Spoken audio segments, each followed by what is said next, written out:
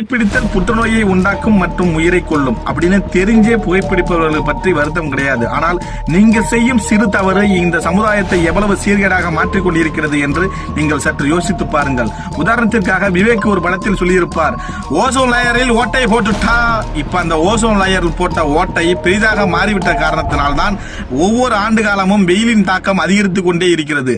அப்படி இருக்கும் இந்த காலகட்டத்தில் நான் அடிக்கடி பாத்தீங்கன்னா இந்த மாதிரி கோடை காலத்தில் ஏதாவது ஒரு சம்பவம் எங்கேயாவது ஒரு மிகப்பெரிய ஒரு நெகிழி குடோன்கள் எரிக்கப்படுகிறது அல்லது அசம்பாவிதம் நடந்து மிகப்பெரிய அளவில் மாசு கட்டுப்பாடு ஏற்படுகிறது. அப்படி இருக்கும் இந்த மாதிரி சம்பவங்களை தடுப்பதற்கான காரணங்களும் அதை முன்னெச்சரிக்கையாக ஒவ்வொரு கம்பெனியும் செயல்பட வேண்டும் என்று இதுல ஒரு சின்ன ஒரு வேண்டுகோள்.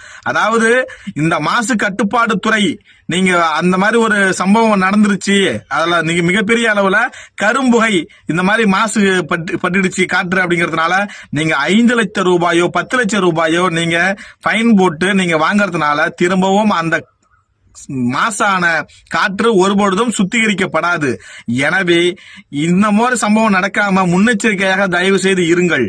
இந்த மாதிரி சம்பவம் அதே போன்று சாலை ஓரங்களில் நாம என்ன பண்றோம்னா, ஒரு சிலர் இந்த புகைப்பிடிப்பவர்கள் என்ன பண்ணுவாங்கன்னா, ரோட்ல போறப்போ அப்படியே ஒரு ரிலாக்ஸேஷனுக்காக தம் அடிச்சுட்டு அதை கீழே போட்டுட்டு போயிடுவாங்க.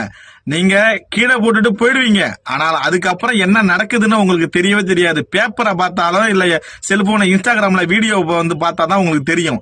அதுல முக்கியமான ஒரு விஷயம் என்னன்னா, நீங்க போட்டுட்டு நீங்க அந்த புகைப்பிடித்து முடிச்சதுக்கு அப்புறம் சரியா அதை 100% நீங்க அணைக்கப்பட்டுருச்சா அப்படின்னு சொல்லி தயவு செய்து அதை ஒரு எட்டு பார்த்துட்டு போங்க. ஏன்னா காத்துல அது நீங்க இந்த தேய்ச்சிட்டு போனதுக்கு அப்புறம் அதிகமான ஃபயர் ஸ்ப்ரெட் ஆகி திரும்பவும் அது சாலை ஓரத்துல இருக்கிற சருகுகள்ல சின்னதா ஒரு கங்கு பட்டாலும் மிகப்பெரிய ஒரு பேராபத்தை நோக்கி போயிடும். அந்த சைட்ல இருக்கிற ஏதோ ஒரு இருக்கிற 4-5 மரமாவது கண்டிப்பா என்ன ஆகும், காலி ஆயிடும், வேரோட அழிஞ்சு போயிடும். நாம மரம் நடத்துக்கு தான் துப்பு இல்ல, இருக்கிற மரத்தை பாதுகாக்கிறதுக்காகவது இந்த வீடியோவை உங்க கூட புகைப்பிடிக்கிற உங்களுடைய நண்பர்களுக்கு ஷேர் பண்ணுங்க. நன்றி.